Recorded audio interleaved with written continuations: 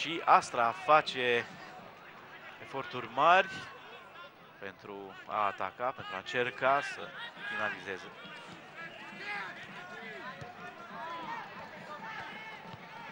Gloria Bistrița a condus etapa trecută, a condus și la Timișoara cu 2-1 și surprinzător a primit gol într-o situație în care era cu un om în plus pe teren.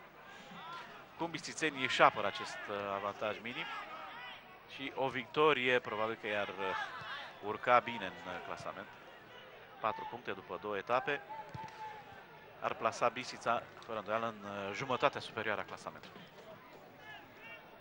Este corner acum. Execută Popara. Din nou același dispozitiv de apărare al Bistriței. Un om pe linia porții la prima bară. Centrare nefolositoare. Strătilă. Mingea rămâne în teren. Moraes. Faultat de Popara. Da, sunt probleme de omogenizare în lotul Astrei, un lot care a suferit modificări mari. Sunt numai puțin de 16 jucători noi la Astra.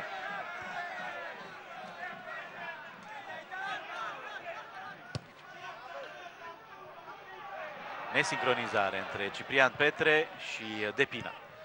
Mihalcea încercând să accelereze jocul cu această deviere spre Kehin de Fatai.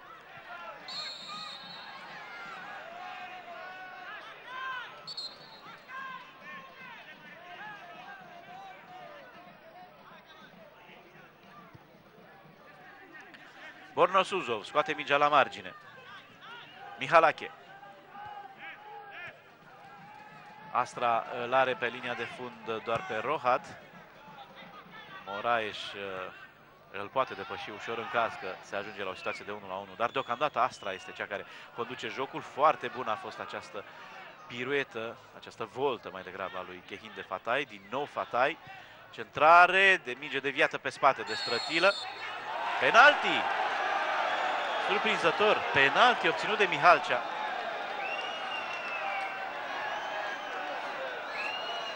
Pe cât de ușor a primit Bistrița un penalti la Timișoara, pe atât de ușor, dacă nu greșesc, Ișvan Covaș dictează 11 metri împotriva Bistriței. Velković are și cartonaș galben. L-a ținut, dar i-a dat drum în momentul în care mingea a ajuns în zonă. Părerea mea este că Mihalcea nu a căzut în urma acțiunii adversarului, ci a căzut pentru că așa a vrut el. Cred că este un penalti dat ușor de arbitru. Dar, mă rog, părerea mea contează prea puțin. Cert este că, iată, Astra are un penalti pe care Rohat se pregătește să-l transforme. Capitanul Astrei față în față cu capitanul Bistriței. Rohat n-are un elan prea mare. Șutează aproape pe mijlocul porții și înscrie 1-1. 1-1. Albuț a plecat în colțul din dreapta. Un cartonaj galben arătat, dacă nu mă înșel, lui Frăsinescu. În orice caz, mai este un moment care poate fi luat în discuție. Faptul că cel care a faultat la fața penaltiului, dacă a fost penalti, Velković, avea cartonaj galben.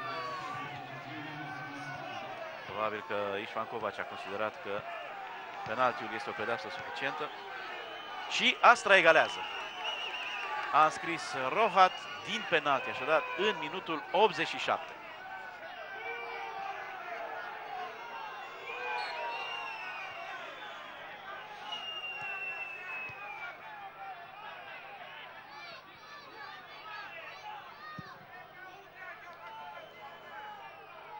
Se schimbă din nou rolurile. Bistrița aleargă acum după gol, însă mai foarte puțin timp. 2 minute și jumătate plus prelungirile. Mureșan în duel cu Borno Suzov. Cartonaj galben primit de bulgar.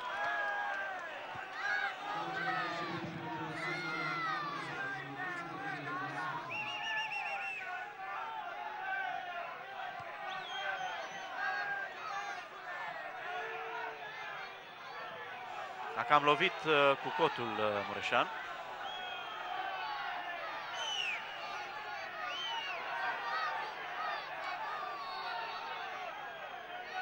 Da, și motivul pentru care s-a dat cartonaș galben. Ciprian Petre este cel care trimite această minge prea scurtă însă.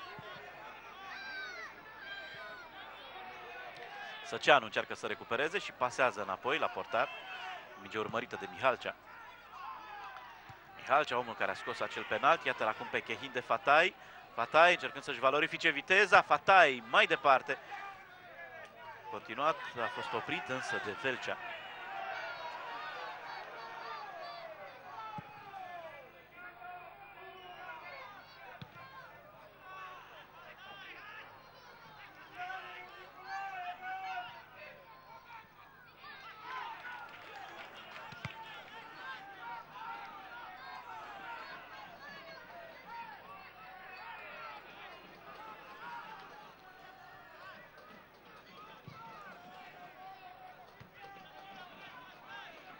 Întotdeauna arbitrii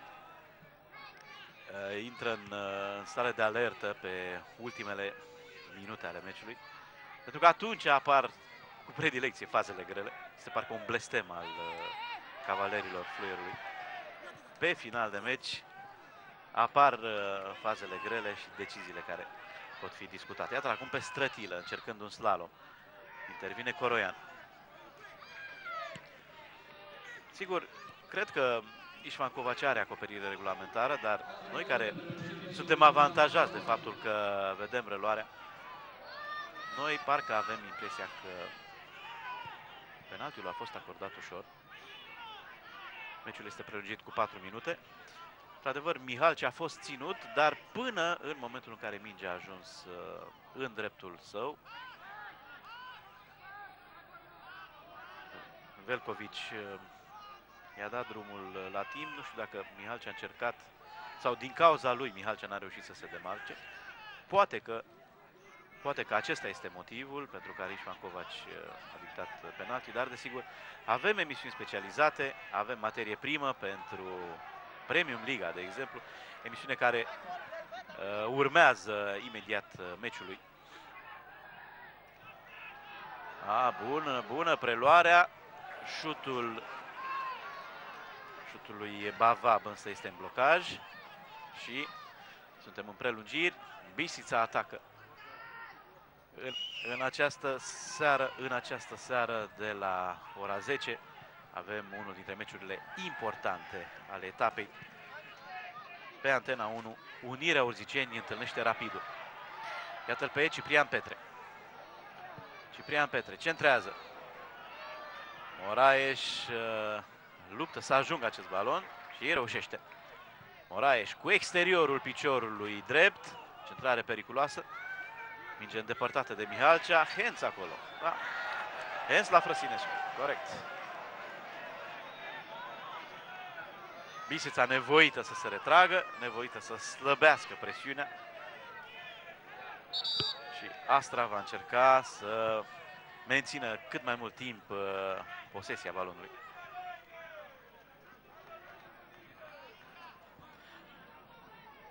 Colegii din car îmi mai dau o dată reluarea. Hai să-i vedem.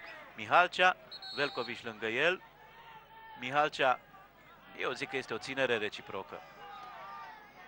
Poate că greșesc, dar cred că este o ținere reciprocă. Ați văzut, Mihalcea se împinge în Velcea. Ghinionul lui Velcea este că se vede cum tricoul lui Mihalcea se ridică. Și probabil că și ăsta a constituit un element care l-a determinat pe arbitru să ia această sancțiune de asprime maximă. Apoi Mihalcea a continuat să se împingă în adversar și a căzut, convingându-l pe Ișvan Covaci.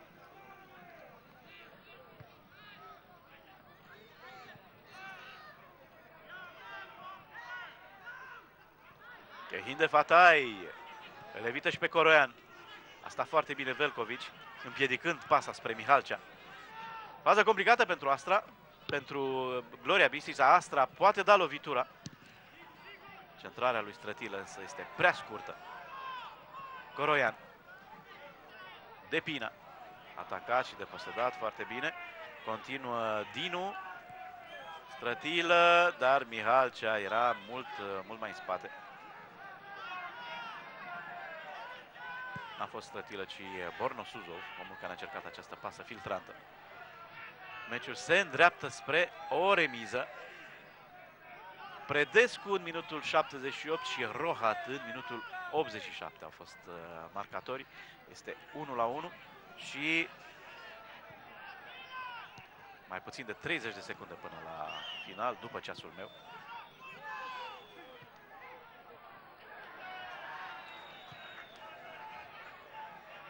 Kehin de Fatai. În dreapta Mihalcea este liber. Pasează Fatai. Mihalcea schimbă jocul prea puternic, însă pasa Strătilă n-a putut recepționa și Bistrița scapă cu bine dintr-o fază care putea aduce 3 puncte Astri. 1-1. Ișvan Covaci a decis penalti în minutul 87 pentru Astra, așa au egalat oaspeții. 1-1. O remiză obținută în deplasare de Astra, care iată mai recuperează ceva din punctele pierdute cu Dinamo. Transmisiunea noastră se încheie aici, rămâneți pe GSP TV, urmează Premium Liga cu Radu Naum, iar de la ora 10 seara pe Antena 1, Urziceni Rapid. Emil Grădinescu vă mulțumește pentru atenție, rămâneți cu bine!